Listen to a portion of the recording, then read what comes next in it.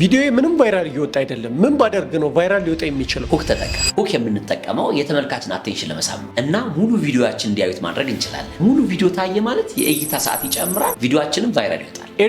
ኤዲቲንግም በጣም ወሳኝ ነው። እስቲ ተመልከት። ከምንሰራው ድርጅት መካከል አንዱ የሆነው ኢትባስ ለንደን ክሎዝ ሾፕ ከሁሉም በተጨማሪ ሰዎች የሚያምር ነገር ማየት ይፈልጋሉ። ፖስቲንግ ታይምስ፣ እሱም ደግሞ በጣም አስፈላጊ ነው። ኦዲየንሳችን ቲክቶክ ገብቶ የሚያይበት ሰዓት የተለያየ ነው። ለምሳሌ የምግብ ቤት ፖስት ከሆነ ከ5 ሰዓት እስከ 6 ሰዓት ባለው የፖስተው ቪዲዮ ሰዎች ምሳ ለመብላት ሰርች ሲያደርጉ በዛን ሰዓት ያንተ ድርጅት ያገኙታል። ሌላው ደግሞ ከ75% በላይ ቪዲዮዎች መፖሰት ያለባቸው ከቀኑ 11 ሰዓት እስከ ምሽቱ 1 ሰዓት ቢፖሰቱ ይመከራል። ምክንያቱም አብዛኛው ሰው ከስራ የሚወጣበትና የእረፍቱ ሰዓት ስለሆነ ብዙ ተመልካች ያገኛል። ታዲያ አንድ ድርጅት ውጤታማ ለመሆን ምን ማድረግ አለበት ትላለህ? ከኛ ጋር ከመሃል መልቲ ሚዲያዎች ጋር ቢሰሩ የበለጠ ውጤታማ ይሆናል። ፕሮፌሽናል በሆኑ ሲኒማቶግራፈሮች ቪዲዮ ቀርጸን፣ ፕሮፌሽናል በሆኑ ኤዲተሮች ኤዲት አድርገን፣ ኮንተንት አዘጋጅተን፣ ታይሚንግ ጠብቀን ድርጅቱ በሚመጥን መልኩ ለሶሻል ሚዲያችሁ ማስታወቂያ ሰርተን እናስረክባቸዋል። በዚህም ውጤታማ እንደምትሆኑ 100% እርግጠኛ ነኝ። ከኛ ጋር አብሮ መስራት የሚፈልግ ድርጅት ካለ ባዮ ላይ ባለው ስልክ ይደውሉልን።